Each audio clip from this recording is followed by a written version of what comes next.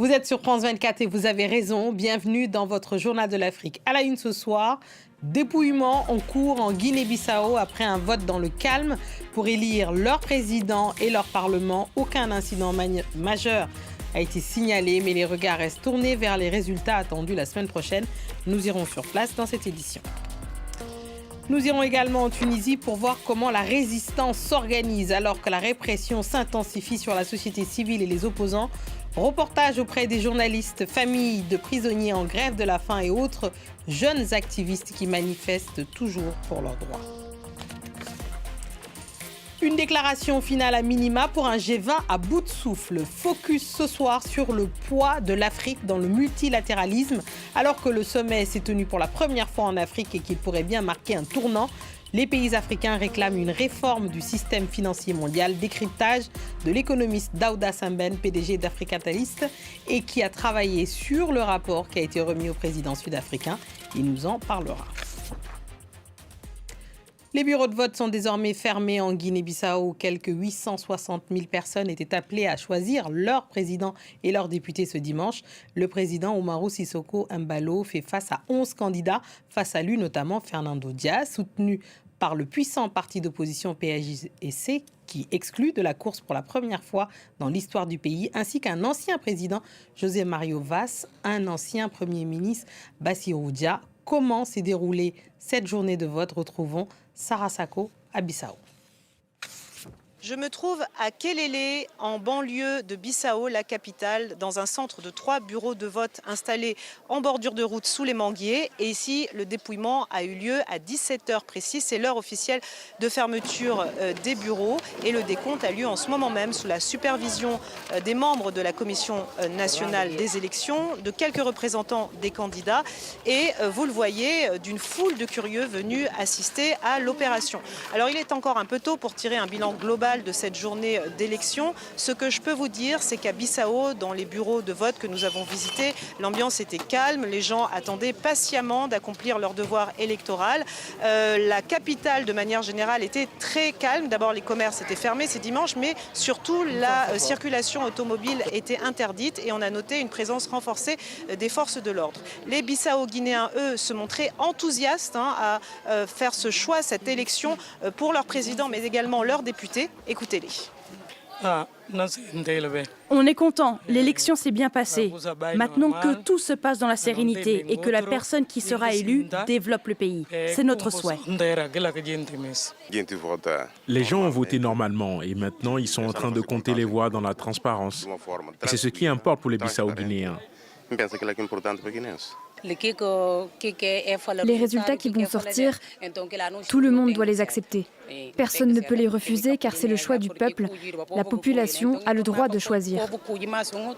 La stabilité politique, c'est donc l'enjeu de ce scrutin dans un contexte de crise récurrente. Il s'agit aussi de savoir si le président sortant, Umaru Sissoco Embalo, va réussir son pari d'être le premier président du pays à faire un second mandat. Face à lui, 11 candidats, dont l'un qui s'est révélé un adversaire inattendu, Fernando Dias, méconnu à la base, mais qui a reçu le soutien du PAIGC, le grand parti d'opposition exclu de la course pour la première fois de l'histoire du pays. Les résultats provisoires sont attendus courant de la semaine prochaine.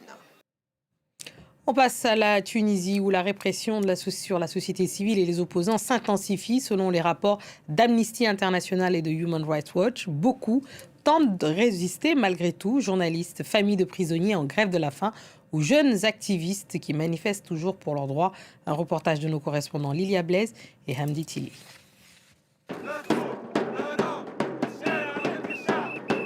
Ce samedi, tous vêtus de noir pour marquer l'union face à une cause commune, ils sont près de 2000 à manifester en centre-ville de Tunis. Tout le monde est représenté, les partis politiques, la société civile et toutes tendances confondues. Et ça fait plaisir. La suspension d'une quarantaine d'associations par les autorités, les reports des procès politiques ou encore les manifestations qui continuent à Gabès au sud du pays contre la pollution ont amplifié le mécontentement à l'égard du pouvoir ces dernières semaines. Nous avons pris la décision de manifester pour dénoncer ce qu'il se passe dans le pays en général. Nous sommes dans un contexte très sombre et lorsqu'on parle d'injustice, ce n'est pas que sur le plan politique. C'est aussi sur le plan économique, sociétal et culturel. Nous sommes vraiment face à l'inconnu sur la suite. Une situation qui ne cesse d'empirer aussi pour les prisonniers politiques. Jawer Ben Mbarek, l'un des condamnés dans l'affaire du complot contre la sûreté de l'État, est en grève de la faim depuis le 29 octobre. Il a dénoncé l'absence d'un procès équitable et a été hospitalisé à plusieurs reprises, selon sa sœur. Il m'a dit « ou je sors d'ici vivant et libre, ou je sors mort. Mais je ne finirai pas cette grève de la faim avant d'être libéré, mort ou vivant. » Et c'est ça qui fait très mal.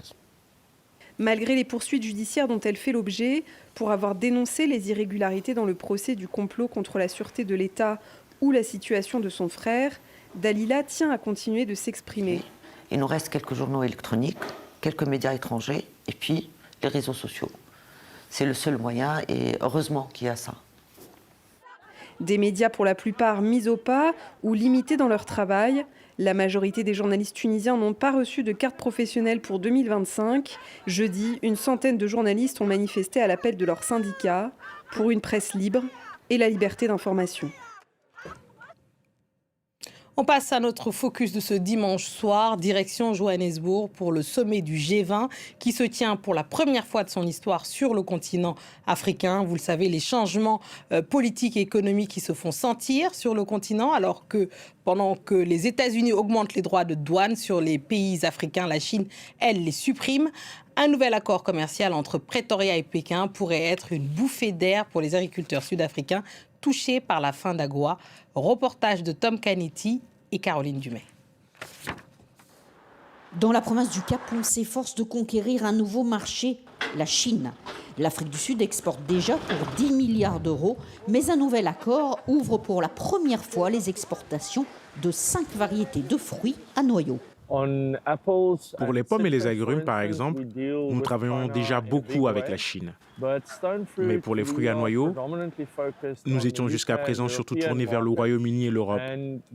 Fournir la Chine, c'est clairement la voie à suivre pour diversifier notre accès au marché. Notre industrie est très gourmande en main-d'œuvre, donc nous sommes très enthousiastes à l'idée de pouvoir créer davantage d'emplois. La province du Cap occidental s'est donnée pour objectif de tripler ses exportations agricoles en misant sur de nouveaux marchés. Le panier d'exportation actuel du Cap occidental est évalué à environ 200 milliards de rands et nous voulons atteindre 600 milliards d'ici 2035. Pour cela, nous devrons explorer de nouveaux marchés, la Chine, l'Inde, le Moyen-Orient. Nos marchés traditionnels, les États-Unis, l'Europe, le Royaume-Uni, restent essentiels, mais il faut désormais s'ouvrir davantage. Avec le renforcement des relations commerciales, de plus en plus d'étudiants sud-africains suivent des cours de chinois axés sur l'environnement des affaires. Je leur demande souvent, savez-vous quelles entreprises commercent entre la Chine et l'Afrique du Sud ? Qui importe les pommes sud-africaines ? Qui les exporte ? Ainsi, après l'obtention de leur diplôme, ils pourront travailler dans ces entreprises d'import-export. Certains, comme Joy, se forment pour devenir interprètes en chinois. Cette langue devient de plus en plus populaire partout dans le monde. Au-delà du domaine académique, c'est la langue du commerce. Et on me dit toujours, ne t'inquiète pas pour les erreurs. Elles font partie de l'apprentissage. L'accord sur les fruits à noyaux devrait permettre de gagner 20 millions d'euros d'exportation supplémentaires dans les 5 prochaines années. Allez, on poursuit ce focus qui se concentre sur le G20 qui se tient pour la première fois en Afrique du Sud, une occasion historique pour redéfinir les relations entre l'Afrique et les grandes puissances économiques mondiales. Pour décrypter le poids de l'Afrique dans le concert des nations, on reçoit l'économiste Daouda Sambène, PDG d'Africatalist, membre du panel d'experts du G20 qui a travaillé sur le rapport remis au président Ramaphosa. Daouda Sambène, merci d'être avec nous, d'être à nouveau notre invité dans le JTA. Dites-nous, vous êtes encore d'ailleurs membre de ce panel d'experts pour le G20. Quelles sont en quelques mots les grandes recommandations de votre rapport ? Merci Fatoumata de m'avoir dans ce studio. En fait, effectivement, j'ai eu l'honneur d'avoir été membre du panel d'experts que l'Afrique du Sud a mis sur pied dans le cadre de sa présidence du G20. Et nous avons soumis notre rapport en début de semaine au président Ramaphosa. Et ce rapport, vraiment, on a été chargé de voir dans quelle mesure on pouvait formuler des recommandations pour permettre de mobiliser davantage de financement pour le développement, pour l'Afrique, mais aussi pour l'action climatique, mais également en fait adresser la question de la dette, de la viabilité de la dette, qui est un problème dans beaucoup de pays en Afrique et à travers le monde. Une autre tâche qui nous était confiée, entrant dans le cadre de la présidence sud-africaine du G20, c'était aussi de voir dans quelle mesure on pouvait vraiment aider à poursuivre la réflexion sur comment les pays producteurs de minéraux critiques pouvaient mieux en bénéficier, notamment en créant des chaînes de valeur, mais aussi en s'industrialisant davantage. Et enfin, nous étions aussi chargés de voir dans quelle mesure aussi nous pouvions aider dans la réflexion qui consiste à vraiment trouver les moyens de répondre davantage et mieux aux désastres auxquels les pays sont confrontés, qu'ils soient d'origine climatique ou d'autres origines. Et nous avons effectivement eu un certain nombre de recommandations que je serais ravi de partager avec vous. Oui, justement, entrons un petit peu dans le détail si vous voulez bien, même si le temps nous est compté. Vous parlez d'un changement de paradigme. Concrètement, qu'est-ce que ça signifie pour les pays africains ? Ce que ça veut dire, c'est que notre rapport, on a pensé qu'il est extrêmement important de définir un nouveau partenariat entre le G20 et l'Afrique. Un partenariat qui est focalisé sur les priorités de l'Afrique. Que ce soit comment est-ce que, en fait, d'abord, on peut régler la question de la dette, qui est un problème majeur, comme je l'ai dit tantôt.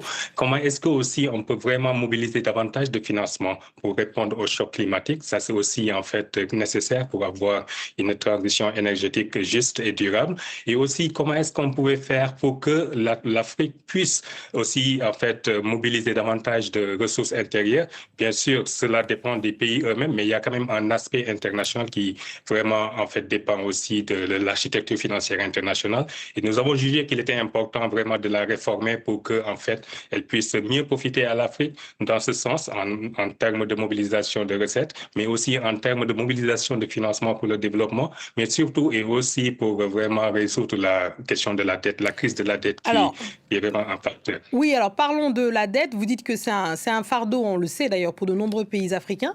Mais pourquoi le système actuel, expliquez-nous, est-il inadapté ? Oui, tout à fait. Et en fait, c'est un problème majeur. Pourquoi ? Parce que d'abord, si vous prenez l'Afrique est vraiment le continent à travers le monde qui s'endette à des conditions onéreuses. Donc, en fait, la plupart des pays africains, lorsqu'ils ont accès aux marchés internationaux, ils le font à des taux d'intérêt extrêmement élevés, à des maturités souvent courtes, par rapport, en fait, à ce que d'autres régions, en fait, bénéficient. Donc, ça, c'est un problème majeur. Comment est-ce qu'on peut réduire le coût du capital? Et ça, c'était vraiment une des tâches qu'on était chargé de regarder de plus près. Un autre problème avec la réforme de l'architecture internationale, c'est que lorsque vous êtes un pays en Afrique ou à travers le monde et que vous faites face, en fait, à un problème de repaiement de votre dette, vous avez souvent, en fait, des solutions assez limitées en termes de restructuration.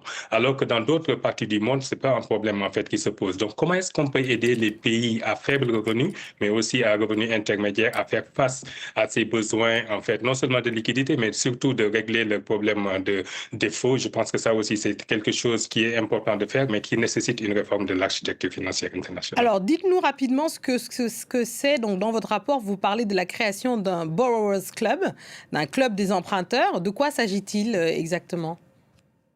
En fait, le club des emprunteurs, c'est à l'image du club des créanciers, tel que le club de Paris. C'est comment on peut, par exemple, mutualiser les efforts des pays emprunteurs pour faire en sorte qu'ils puissent, en fait, de manière conjointe, défendre leurs intérêts et puis mieux négocier, en fait, avec les créanciers. Et ça, c'est extrêmement important. Je disais tantôt, par exemple, que les pays ont du mal à restructurer leurs dettes lorsqu'ils en ont besoin, ont du mal à vraiment avoir accès à un endettement abordable et en fait à des taux abordables. Et bon, un club des emprunteurs peut aider dans ce sens. Et je pense que c'est un appel qui a été lancé à travers les Nations Unies, mais aussi en Afrique aussi, pour que de tels clubs soient mis en place pour faciliter un peu la discussion entre les pays emprunteurs et leurs créanciers, que ce soit les créanciers officiels ou les créanciers privés ou bilatéraux. Merci beaucoup, Daouda Sembène, PDG d'Afrique Catalyst depuis Washington, pour ce décryptage. Merci beaucoup. C'est ainsi que nous refermons notre journal de l'Afrique. Merci à tous ceux qui nous ont suivis partout dans le monde et en particulier ce soir de Bissau à Pretoria en passant par N'Djamena. Restez avec nous car l'actualité continue sur France 24. Merci.